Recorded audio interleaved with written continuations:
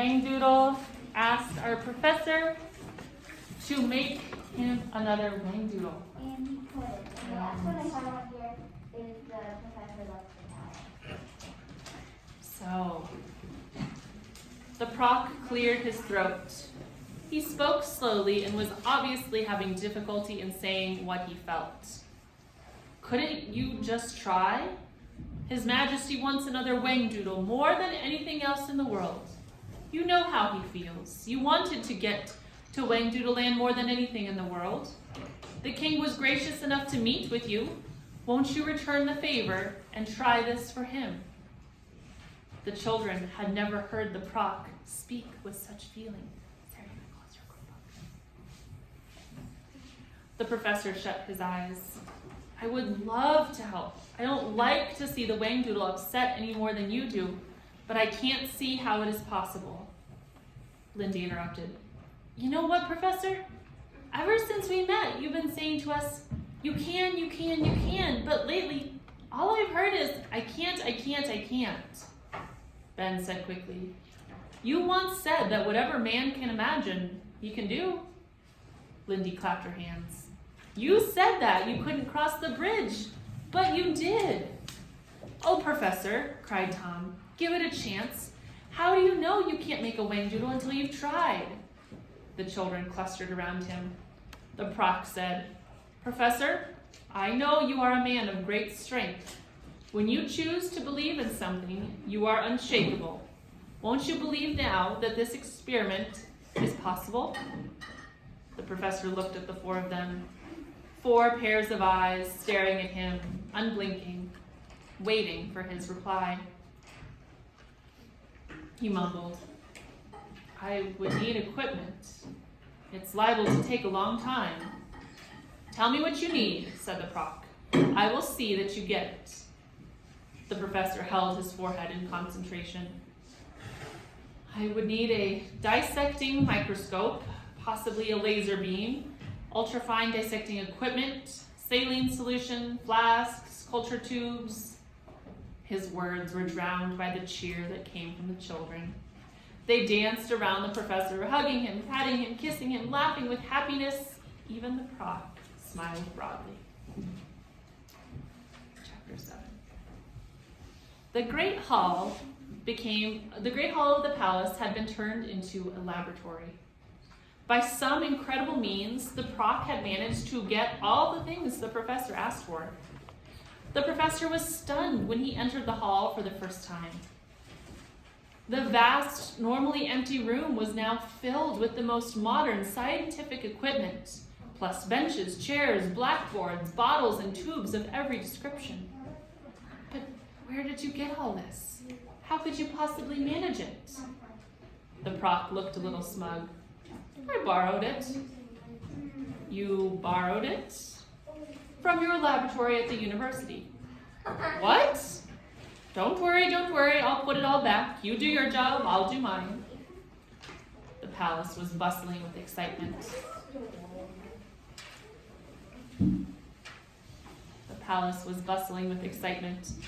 Everyone had been advised of the remarkable experiment that was being conducted.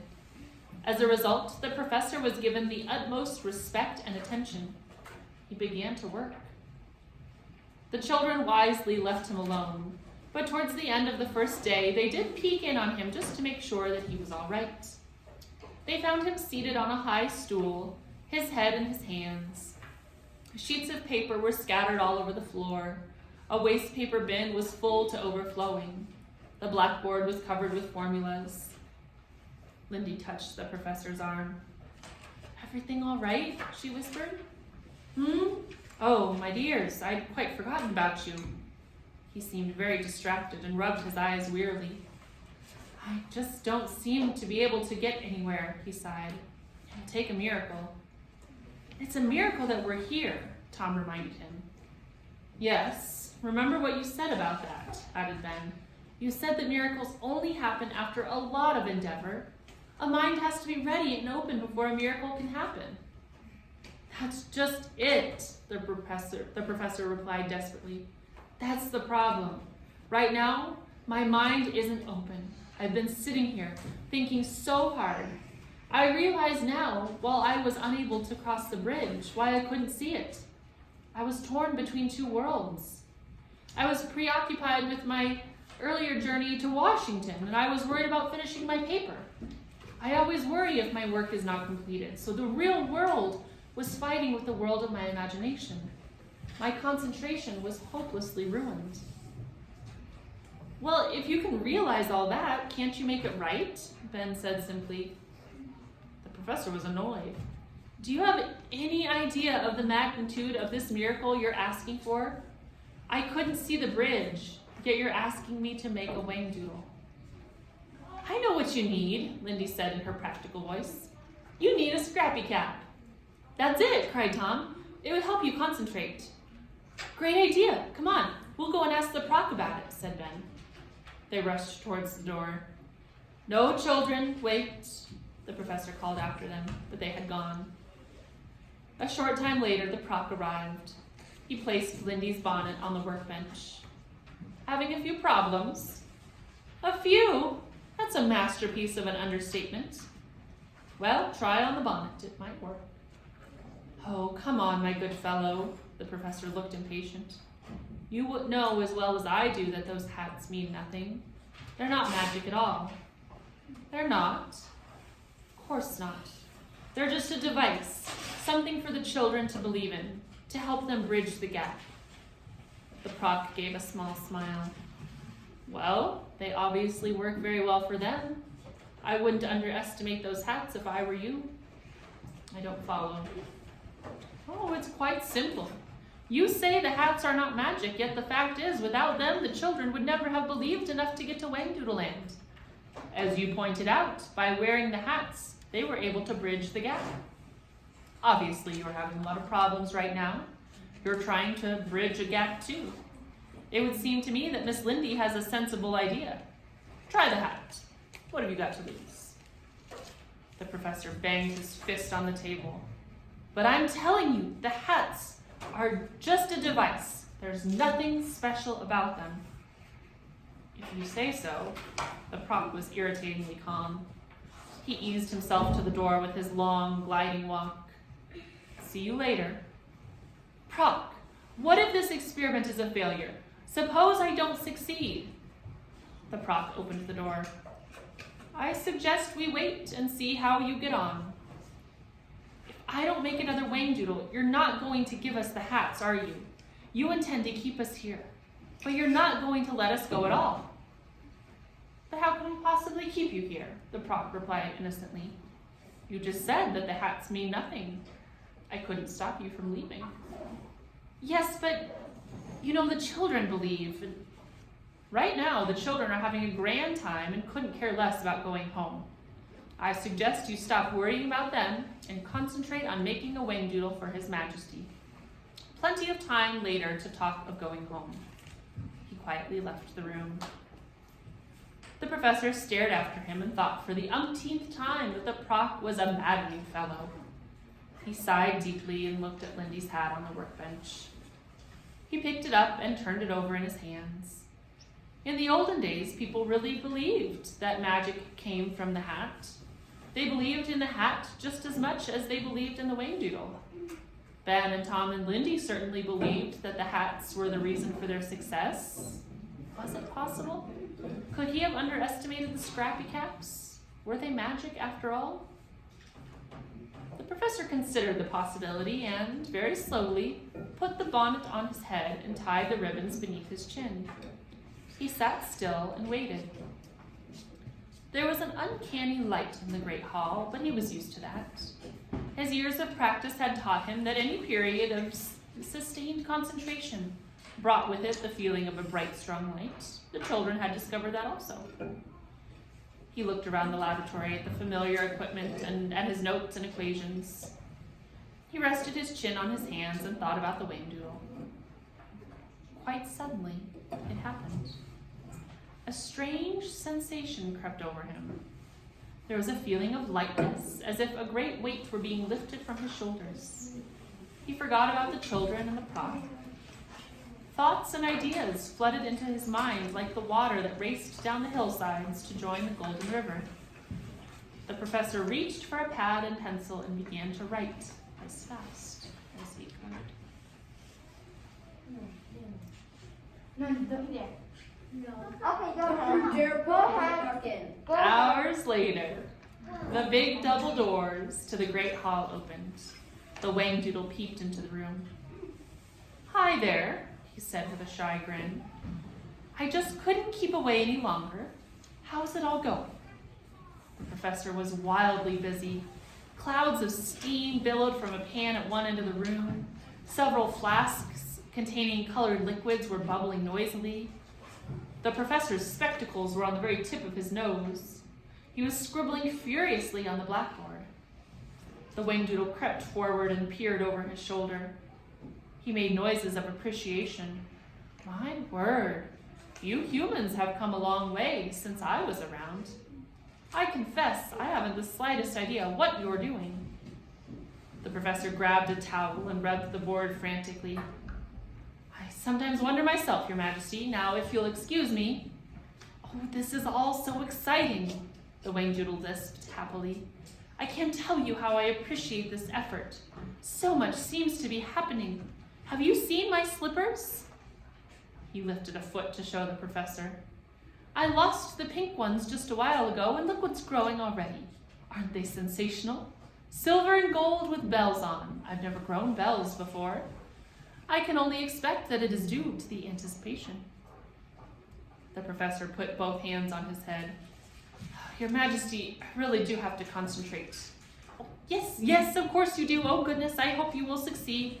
I can't eat, you know, I just can't. I must confess that even in the old days, when there were more of us, I seldom had the company of a lady Whangdoodle.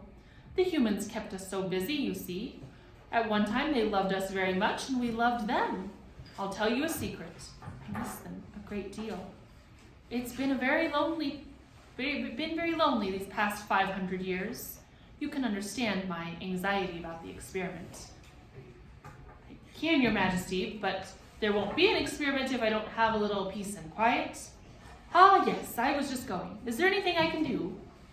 "Just try to keep everyone away from the Great Hall for a while." I will. "Sire, please don't get too excited. This may not work. I'm on to something, but I could fail," the professor cautioned. Come, a little perseverance." The Whangdoodle slapped the professor on the back. "Keep up the good work. I just know you can do it. You are a splendid fellow. Splendid." He bounced to the door.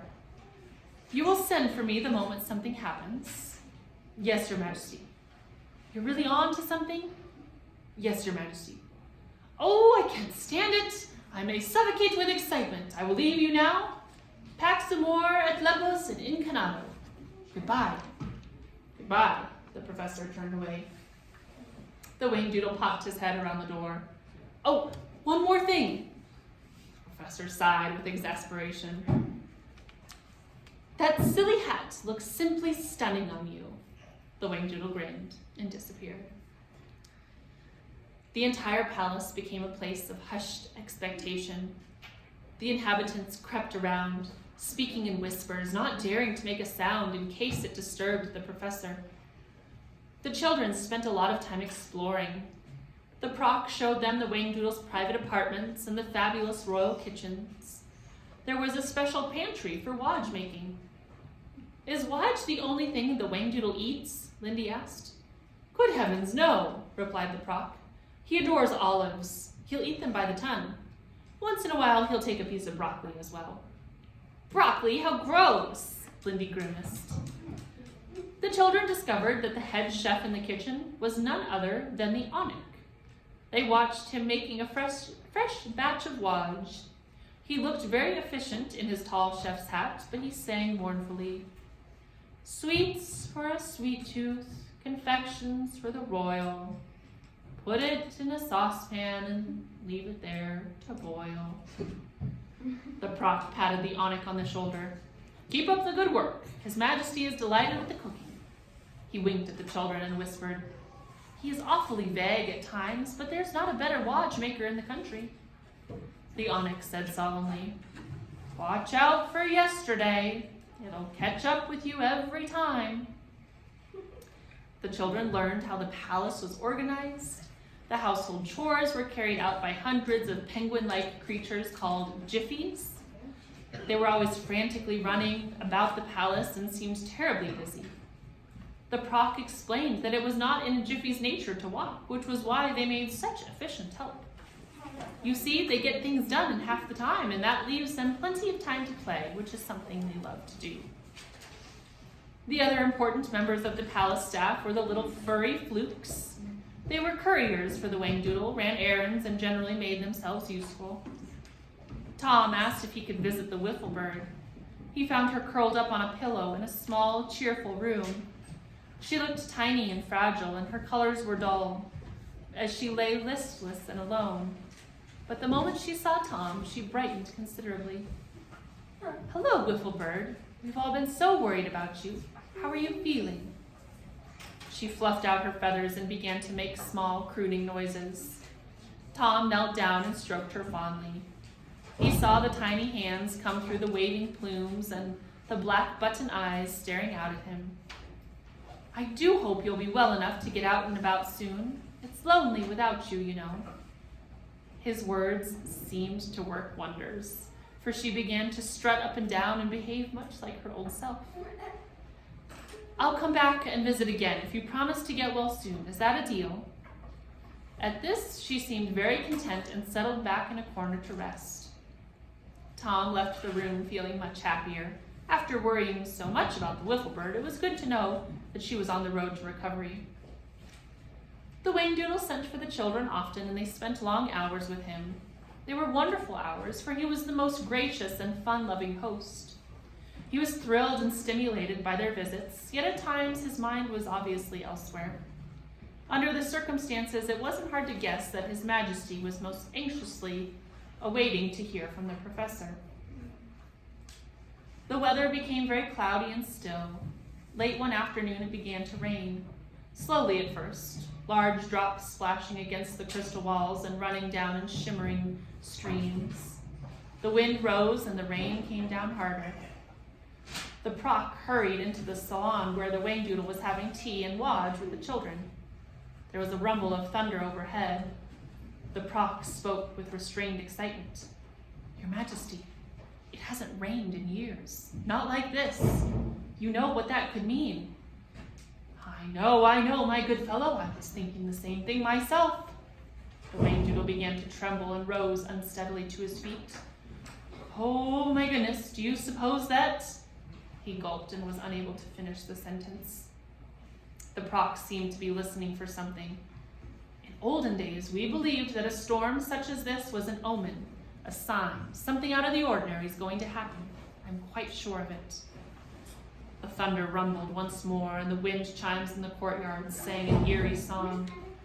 Over the sound came another sound, a faint chattering noise that brought the children to their feet as it grew louder and louder. Okay, we will finish it maybe tomorrow. Tall tables, you are good to go first.